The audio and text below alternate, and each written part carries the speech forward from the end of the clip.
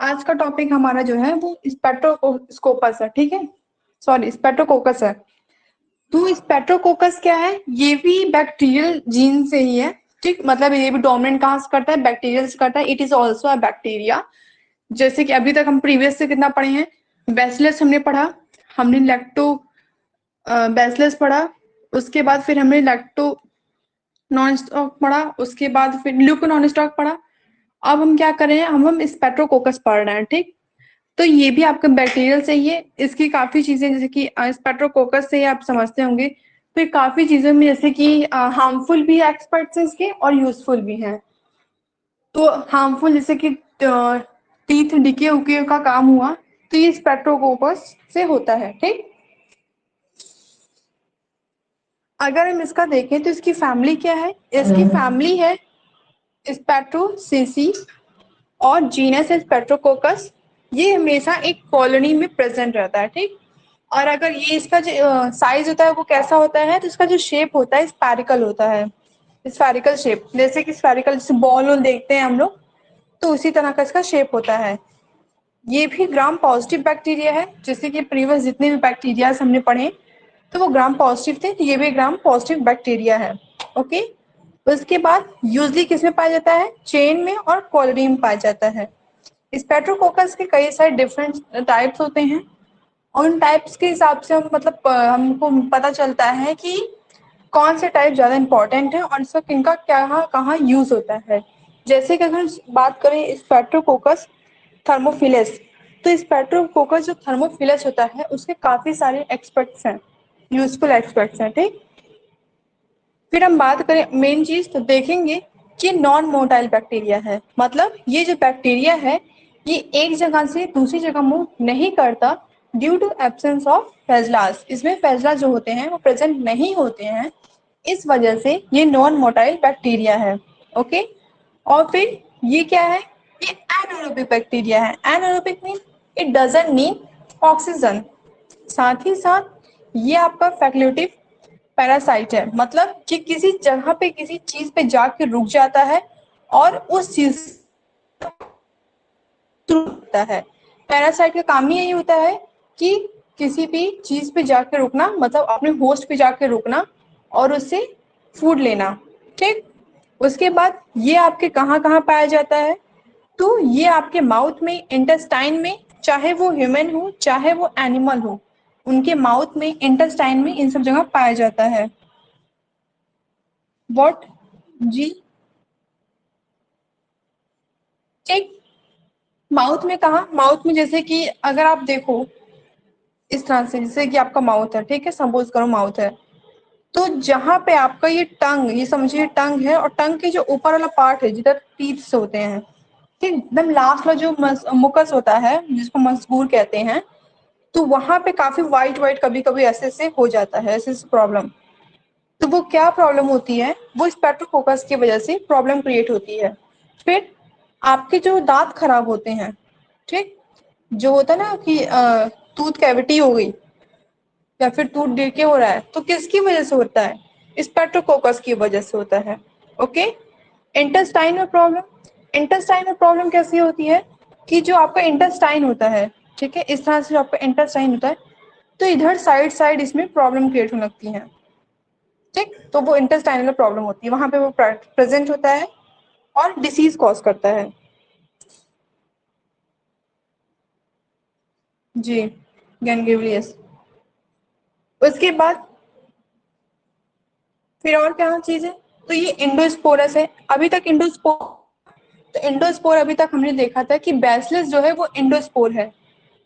अब इसके बाद हम कौन देख रहे हैं? हम देख रहे हैं कि स्पेट्रोकोकस भी है जो वो इंडोस्पोर है। इंडोस्पोर मतलब क्या होता है कि इंटरनली, अंदर ही स्पोर का फॉर्मेशन करना। और जब इन जैसे कि स्पेट्रोकोकस है, ठीक, इसके अंदर स्पोर फॉर्मेशन हो गया, तो जब ये स्पोर बाहर निकलना होगा, इसको बाहर निकलना होगा, तो ये जितनी भी पार्ट है, इसकी जो बॉडी पार्ट है वो क्या हो जाएगा? डिके हो जाएगा, ठीक। अब हम इसके एप्लीकेशन और इम्पोर्टेंस की तरफ ध्यान देंगे। तो कुछ हम पहले आपको दिखा देते हैं, जैसे कि सेरेमोसिस, लैक्टिस, थर्मोफिलस, इन सब का हम डायग्राम दिखा दें आपको। ये देखिए, स्पेट्रोकोकस सेरेमोसिस इस तरह से होता है, मेनली आप जितना भी डायग्राम देखोगे आप क्या पाओगे इसमें, वी फाउंड दैट कि दे आर इन कॉलोनी और चेन फॉर्म, ओके, और सबका शेप जो है स्फेरिकल ही है। तो ये सेरेमोसिस हो गया। नेक्स्ट लैक्टिस हो गया, ये स्पेट्रोकोकस लैक्टिस, ये आपका है जो पैरोजीन है, ये माइक्रोस्कोपिक व्यू से देखा गया है।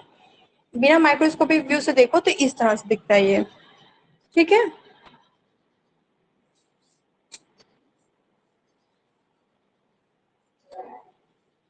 जा रहे हैं, पहुंच रहे हैं निमोनिया वाले पे।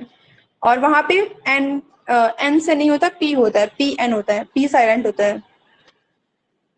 एगलेटिस, स्पेट्रोकोकस एगलेटिस, स्पेट्रोकोकस निमोनिया, इस तरह से होता है, ठीक। उसके बाद स्पेट्रोकोकस थर्मोफिलस। नेक्स्ट और भी हैं जो आपके दांत को करते हैं। कौन डीके करता है, तो स्पेट्रोकोकस मुटेन्स जो होता है, एक ये करता है दांत को डीके, और एक और होता है स्पेट्रोकोकस सनगियस। ये दोनों जो है दांत को खराब करने में बड़ा अच्छा रोल प्ले करते हैं, ठीक है।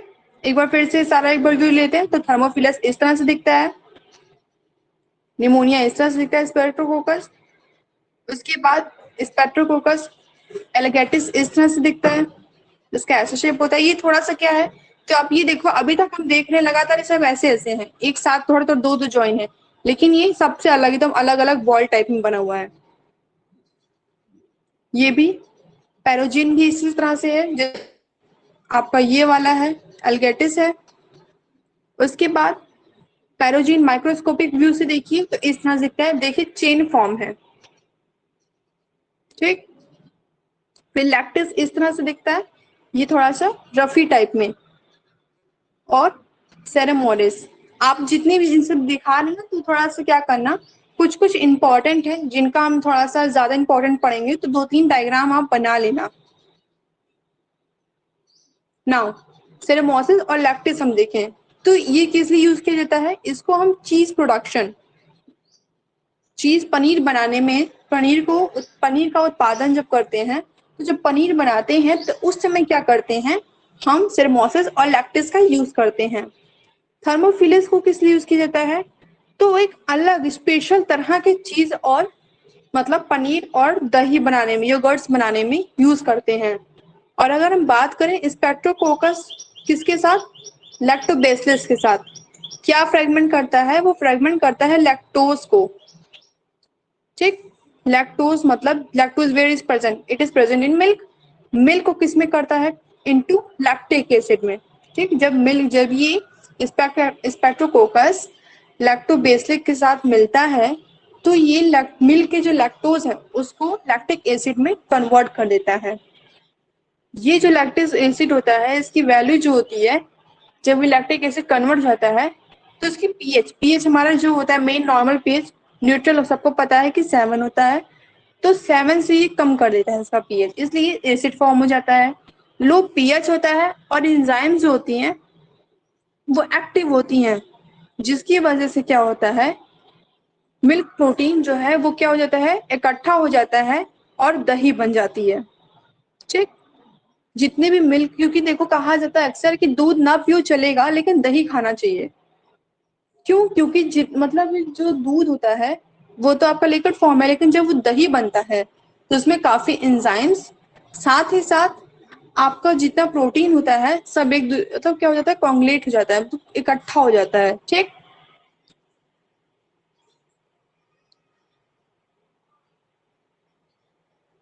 वेट, फिर और इसमें चीजें हम देखेंगे, जैसे कि हम थर्मोफिलस के बारे में अब देखेंगे। तो थर्मोफिलस में हम क्या देखेंगे कि ये जो थर्मोफिलस है suppresses the growth of pathogenic microorganisms। ये क्या काम करता है कि एक तरह से ये जो पैथोजेनिक माइक्रो ऑर्गेनिज्म है उसकी ग्रोथ में हेल्प करता है, ठीक। उसके बाद और क्या करता है, क्योंकि ऐसा नहीं है कि माइक्रो ऑर्गेनिज्म नुकसानदायक ही होते हैं, काफी सारे जो माइक्रो ऑर्गेनिजम्स होते हैं वो हमारे लिए यूजफुल भी होते हैं, नुकसान तो है लेकिन यूजफुल भी है। क्योंकि बॉडी में हर चीज प्रेजेंट है, जैसे कि चार्ज होता है निगेटिव पॉजिटिव दोनों हर जगह प्रेजेंट होता है तभी वर्क कुछ करता है, उसी तरह से बॉडी में सब कुछ प्रेजेंट रहता है, बस आपको जो उसके अमाउंट है वो इक्वल रखना होता है। अगर हाई हो गया तभी भी प्रॉब्लम, लो हो गया तभी भी प्रॉब्लम। और ये क्या काम करता है, ये हेलो बैक्टीरिया प्लरोई को रोकता है, उसकी ग्रोथ को रोकता है। ये क्या होता है, ये एक तरह से डिसीज फॉर्म करता है, ठीक है। और फिर ये क्या करता है कि आपके इंटेस्टाइन को नॉर्मल कंडीशन रखने में भी हेल्प करता है। जैसे कि इंटेस्टाइन में अगर काफी ज्यादा मतलब माइक्रो ऑर्गेनिज्म की ग्रोथ हो रही है तो वो क्या करेगा, उनको डैमेज कर देगा, उसको नॉर्मल न्यूट्रल रखने में हेल्प करेगा जिससे आपके इंटेस्टाइन ओके रहे। अदरवाइज जब ये स्पेट्रोकोकस भी ज्यादा हो जाएगा तो क्या होगा, इंटेस्टाइनल भी प्रॉब्लम हो जाएगी। और कम हो जाएगा तो क्या होगा कि इंटेस्टाइन फिर से एक प्रॉब्लम हो जाएगी। इसलिए इसकी हेल्प भी हो, मतलब ये हेल्प भी करता है उसको मेंटेन लेवल रखने में। क्योंकि बेसिकली हमारे कहाँ प्रेजेंट होता है, ह्यूमंस और एनिमल्स में कहाँ प्रेजेंट होता है, स्पेट्रोकोकस आपके ह्यूमंस और एनिमल्स के माउथ और इंटेस्टाइन में ही प्रेजेंट होता है, ठीक। इसको हम डेली डेयरी प्रोडक्ट मतलब मिल्क जितने भी प्रोडक्ट होते हैं उनको बनाने में यूज करते हैं। ये आपके इम्यून लेवल को मेंटेन करने में हेल्प करता है, ठीक। और यहाँ तक कि इम्यून लेवल को इंक्रीज करने में भी ये हेल्प करता है। अगर हम बात करें इंटेस्टाइनल मोटेलिटी की, तो इंटेस्टाइनल मोटेलिटी की यहाँ बात ये कह रहा है कि जो इंटेस्टाइन है, ठीक, तो उसमें ये क्या काम करता है, एक साइड से दूसरी साइड जाता है क्योंकि उसको पूरा इंटेस्टाइन देखना होता है। इंटेस्टाइन स्मॉल और लार्ज दो के दोनों इंटेस्टाइन्स को देखना होता है, इसलिए इंटेस्टाइन में पूरा मोटाइल करके ये चीजों क्या करता है, उसको मोटाइल तो ये कर नहीं सकता, ठीक, लेकिन क्या करता है कि अगर एक एक जगह इकट्ठा हो जाएगा क्योंकि चेन फॉर्म में प्रेजेंट है ना, तो जैसे इसकी ग्रोथ होगी एक जगह इकट्ठा हो जाएगा तभी जाके उसको मेंटेन करेगा। अगर हम इसके हार्मफुल एक्सपर्ट्स देखें तो हम हार्मफुल एक्सपर्ट्स में देखेंगे कि जो स्पेक्ट्रोकोकस पैरोजीन होता है ये इसका आपकी स्कैलेक्टिक फीवर होता है, ठीक है, एक तरह का बुखार होता है जिसमें कि आपका जो थ्रोट मतलब जैसे कि हाँ गला वाला हो गया तो इसमें क्या होता है, कभी कभी हमको ऐसा बुखार होता है जैसे जून उन के मंथ में भी किसी को हो जाता है बुखार, काफी फायदेमंद माना जाता है वो वाला बुखार जून जुलाई में जो होता है, तो इसमें आपका गला वाला बैठ जाता है, ठीक। सर्दी जुकाम अलग है, लेकिन उसमें क्या होता है कि आपका गला वाला बैठ जाता है और गले में बड़ी दिक्कत होने लगती है, दर्द सा पेन मतलब एक पेन सा होता है अजीब सा, तो वो इन सब की वजह से भी होता है। किसकी वजह से होता है, पैरोजीन की वजह से होता है। स्पेट्रोकोकस एलोगेट्स क्या कॉज करता है, ये एक मैक्टिस डिसीज कॉज करता है। मैक्टिस डिसीज क्या होता है, अब पहली बात तो हम ये देखेंगे, तो मैक्टिस डिसीज जो होता है जो गाय होती हैं उनके थन में पाया जाता है, ठीक। उस समय क्या होता है कि गाय के अंदर जो है वो कैल्शियम लेवल की कमी हो जाती है, ठीक, और पूरा उसके मतलब थन में कुछ अजीब सा मतलब जैसे नहीं होता कुछ दाना वाना निकलने लगता है, तो वो क्या हो जाता है, गाय को बीमारी हो जाती है। ये जो होता है किसकी वजह से होता है, स्पेट्रोकोकस ग्लैक्टिस की वजह से होता है। गाय के थन में जो होती है वो बीमारी हो जाती है, ठीक है। उसके बाद अगर हम स्पेट्रोकोकस निमोनियस की बात करें तो ये निमोनिया कॉज करता है, okay. Streptococcus is also responsible for spoiling of food, मतलब खाने को बर्बाद करने में भी इसका बड़ा अहम रोल है। उसके बाद और चीज ये देखें तो मेस्टेसिस, हाँ, लेकिन स्पेलिंग स्पेलिंग गलत है आपकी। Streptococcus is also responsible for spoilage of food, हाँ ये हो गया।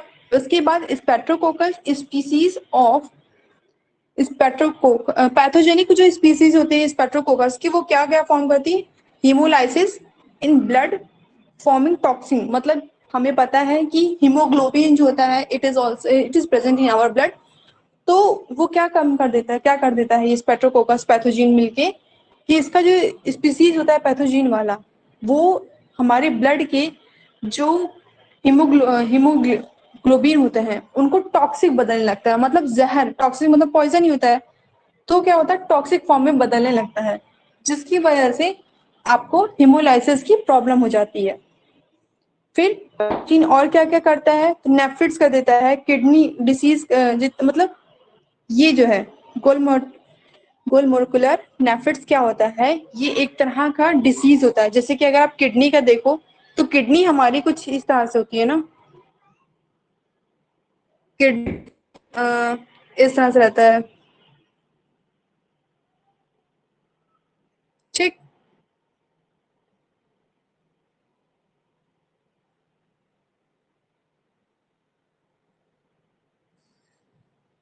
हम्म, इस तरह से होता है। तो यहाँ पे जो ये पार्ट आता है, ये वाला पार्ट, ये वाला जो पार्ट होता है, इसी को हम कोलमोलिकुलर बोलते हैं। तो यहाँ पे इस पार्ट में जो वुमेन कैप्सूल के अंदर होता है, ठीक, जो वुमेन कैप्सूल के अंदर होता है किडनी पार्ट, तो ये क्या करता है कि प्यूरिफिकेशन काम करता है। लेकिन इसके अंदर जो वुमेन कैप्सूल के जो ये अंदर जो ग्लोमोटिस होता है, उसमें ये डिसीज कॉज करने लगता है, ठीक है। जिसकी वजह से क्या हो जाता है प्रॉब्लम, कि जब हम कुछ खाते पीते हैं तो हमारी किडनी अच्छे से वर्क नहीं करती है, ठीक है। उसके बाद और हम देखें तो, और देखने के बाद हम क्या मिलेगा हमको, लास्ट देखें तो last point, in most of streptococcal infection the cause of organism is transmitted through air and infection is inherited and the upper respiratory tract. कभी कभी क्या होता है कि काफी सारे मोस्टली जितने भी स्पेट्रोकोकस से डिसीजेज होती हैं वो हमें एयर मतलब हवा में पाई जाती है या फिर इन्फेक्शन से हो जाता है। तो अगर हम जैसे कि समझो गाय को डिसीज है, ठीक है, गाय को बीमारी है, और हमने क्या किया, हम गए उसके पास, और उसके पास जाने के बाद अगर हम उससे इंटरेक्ट हो रहे हैं या फिर किसी को प्रॉब्लम है और किसी कोई डिसीज है, हम उससे इंटरेक्ट हो रहे हैं स्पेट्रोकोकस रिलेटेड अगर है तो क्या होगा कि वो डिसीज हमको भी ट्रांसमिट हो जाएगी, ठीक। और ये कहाँ होती है, तो ये डिसीज जो है आपकी रेस्पिरेटरी ट्रैक्ट में होती है, ओके। फिर अब हम किसके बारे में करेंगे डिस्कस, मेनली हम करेंगे स्पेट्रोकोकस मोटेन और स्पेट्रोकोकस सनगई के बारे में डिस्कस करेंगे। तो अगर हम इस पे देखेंगे, क्योंकि हम हार्मफुल एक्सपर्ट्स लगातार पढ़ रहे हैं, यूजफुल कम है हार्मफुल ज्यादा है। हार्मफुल एक्सपर्ट्स देखें तो जो स्पेट्रोकोकस कॉनिकल डिसीज है, ये मोस्टली जो है ह्यूमन के जब होता है तो डेथ कॉज करता है। कैसे डेथ कॉज करेगा, मान लो क्या हो गया कि अगर आपको रेस्पिरेटरी ट्रैक्ट डिसीज हो गई तो भाई क्या होगा, सांस लेने में दिक्कत हो गई। अगर टाइम पे आपको पता नहीं चलेगा तो वो क्या हो जाएगा, आपका वो जो पार्ट है वो खराब हो जाएगा। और अगर आपको वो किडनी वाला दिक्कत दिक्कत हो गया जो वुमेन कैप्सूल के अंदर ग्लोमेरुलर है, तो उसमें क्या होगा कि आपकी किडनी वर्क नहीं करेगी, और अगर आप इग्नोर करते गए तो वो अंदर ही अंदर क्या होगा, वो सड़ने लगेगा, ठीक है। तो इसीलिए मोस्टली जब ये होता है तो डेथ कॉज करता है। इसके बाद जो स्पीसीज हैं, अभी तक जितनी भी हमने 6-7 स्पीसीज देखी हैं, तो स्पीसीज हैं, कुछ स्पीसीज जो हैं स्पेट्रोकोकस की रिमेटिक फीवर कॉज करती है। रिमेटिक फीवर किस तरह का फीवर होता है, देखो बेसिकली हम नॉर्मल फीवर तो जानते हैं कि हमें क्या हुआ कि हाँ बुखार हो रहा है, बुखार होने के बाद क्या हुआ कि हम पंखे वंखे में नहीं रहते हैं, हमको हर चीज ठंडा ठंडा लगता है। हाँ, ठंडा ठंडा लगता है, लेकिन इसमें क्या होता है कि इसमें हमारी जो मतलब बॉडी होती है उसको चीजें गर्म नहीं चाहिए होती हैं, उसको थोड़ी ठंडी चाहिए होती हैं। साथ ही साथ अंदर से उसको क्या होता है, ठंडा चाहिए होता है, लेकिन ऊपर से उसको गर्म भी चाहिए होता है। तो एक तरह से इसमें दो ड्यूअल प्रॉब्लम हो जाती है। और ये डिसीज जो रिमेटिक फीवर डिसीज है, ये आपकी 6-7 तरह की होती हैं, जो कि अक्सर बच्चों में पाई जाती हैं। और या तो बच्चों में पाई जाएगी या तो आपके एजेड में पाई जाएगी। ये डिसीज जो है बाकी फीवर से काफी अलग होता है, इसलिए थोड़ा सा प्रॉब्लमेटिक डिसीज होता है। उसके बाद स्पेक्ट्रोकोकस म्यूटेन और संगई, ये क्या काम करता है, प्राइमरी क्या एजेंट, इनका जो एजेंट है वो डेंटल प्रॉब्लम को क्रिएट करता है, जैसे कि टूथ डिके होना, दांत का सड़ना, कैविटी क्रिएट होना। तो ये सब किसका रोल प्ले कर रहा है, ये सब जो है हमारे स्पेक्ट्रोकोकस काम कर रहे हैं अपना। उसके बाद और चीज हम देखें तो अगर जैसे कि ये जब डिसीज हो जाती है, ठीक है, ये जब डिसीज हो जाती है आपकी, तो हम क्या करते हैं कि ब्रशिंग ब्रशिंग नहीं कर पाते हैं। और ब्रशिंग के साथ साथ जब उसको ब्रश नहीं कर पाते हैं जैसे कि हमें दर्द हो रहा है तो हम ब्रश नहीं करेंगे तो वो चीज और बढ़ जाती है। इसीलिए कहा जाता है अक्सर आप डॉक्टर के पास जाइए तो वो आपसे कहते हैं कि आप 2 टाइम ब्रश कीजिए। क्योंकि जो बच्चे चॉकलेट और टॉफी बहुत खाते हैं उसको कहते हैं नहीं नहीं ठीक है कोई बात नहीं, तो उनको कहा जाता है 2 टाइम ब्रश कीजिए। और कहा जाता है रात के समय आप गर्म पानी करके उसमें सेंधा नमक डाल के गलाला कीजिए। इन सब से करने से क्या होता है कि जो आपका मुकस है मजबूत, ठीक, मुकस जो आपका होता है हमेशा हेल्थी रहता है और दांत में कभी कोई प्रॉब्लम नहीं क्रिएट होती है।